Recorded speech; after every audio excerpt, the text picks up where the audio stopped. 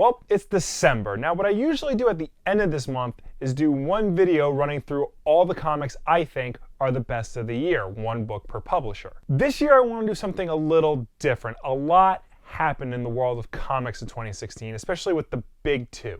So what I want to do is, instead of doing one video, I want to do four, one each week pertaining to Marvel, DC, Image, and a final video discussing what I think is the best comic of the year. Without any further ado, let's get started. And let's start with the company that officially verified me as a fan this year, DC Comics.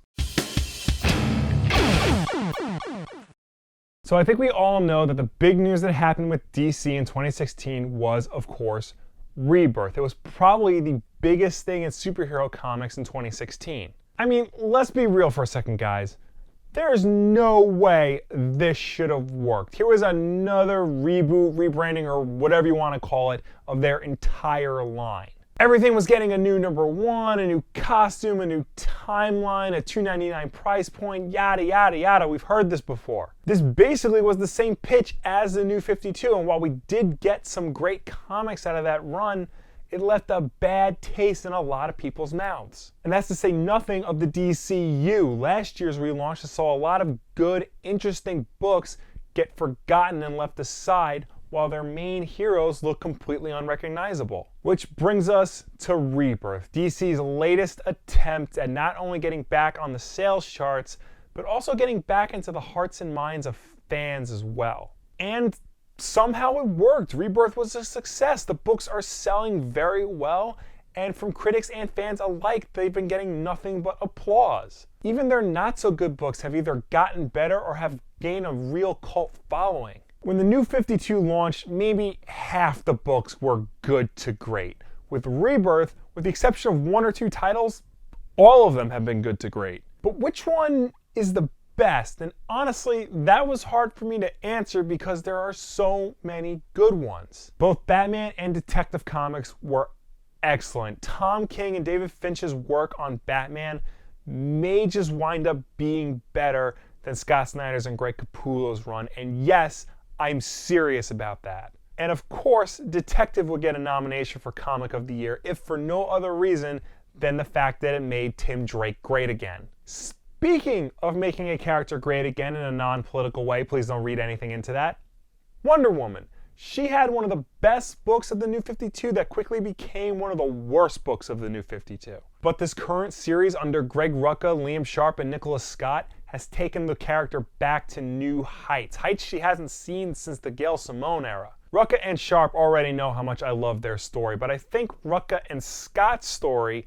year one, might just take the cake and might just become the definitive Wonder Woman origin story. I've always considered Gods and Mortals by George Perez to be the definitive Wonder Woman origin story, but this may top it. Deathstroke by Christopher Priest is the best Deathstroke solo series, period. That's not open for discussion, it just is. Green Lanterns by Sam Humphries is excellent. The Green Arrow solo book was the surprise hit of the run. When that came out, everybody was blown away by just how good it was. The Teen Titans unfortunately never had a great comic during the New 52, but with Rebirth, we get two great Titans series going on. If I have to pick just one, I have to give the nod to Titans just by a smidge though. Honestly, you can't go wrong with either book. Now, my pick for best DC comic of the year was almost Superman. Both it and Action Comics are hands down the best Superman has been since before the New 52 started. DC had a really hard time trying to make good Superman stories during the New 52.